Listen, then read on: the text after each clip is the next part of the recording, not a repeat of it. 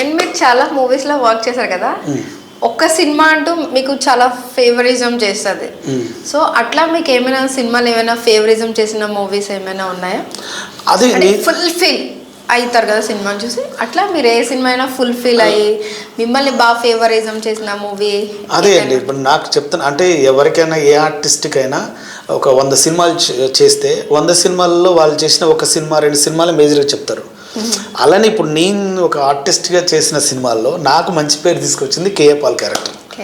KA Paul గారి character చేయడం వల్ల అలా ఎవరైనా యూనివర్సల్గా ఫస్ట్ ముందే చేస్తారు. ఎందుకంటే 30 years పృథ్వీ అనే పేరు వచ్చిందంటే అన్నకు ఏంది కారణం? ఆ రోజు ఆ సినిమా హిట్ కాబట్టి. తాగుబోతు రమేష్ అనే పేరు వచ్చిందంటే ఆ సినిమాలో క్యారెక్టర్ బాగా లేచింది కాబట్టి వెన్నెల కిషోర్ అన్న సంథింగ్. అలానే ఇప్పుడు రాము యాజ్ ఏ కేఏ పాల్ రాము అని అంటే ఆ క్యారెక్టర్ బాగా చేశాడు కాబట్టి క్యారెక్టర్ బట్టి నాకు పేరు వచ్చిందని నేను అనుకుంటాను.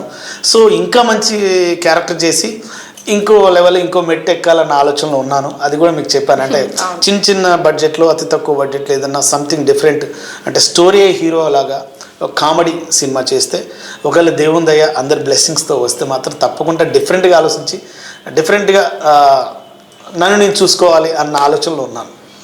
Okay. And me personal life గురించి మాకు ఏమి అసలు షేర్ చేయలేదు. సో అసలు మీరు కేఏ పాల్ అంటే ఏంటి? అసలు కేఏ పాల్ అంటే ఎవరు? అయ్యో, ఆయన పర్సనల్ లైఫ్ ఏంటి? వారి పర్సనల్ లైఫ్ గురించి నేను చెప్పేంత స్థాయి మంది కాదు. అదే మీ పర్సనల్ లైఫ్ గురించి. నా పర్సనల్ కేఏ పాల్ అంటే మీరు నేను ఆ కేఏ పాల్ గారు రాము గారు. సో రాము, కేఏ పాల్ రాము. సో రాము గారు, అసలు రాము గారు అంటే ఏంటి? అసలు మీ పర్సనల్ లైఫ్ ఏంటి?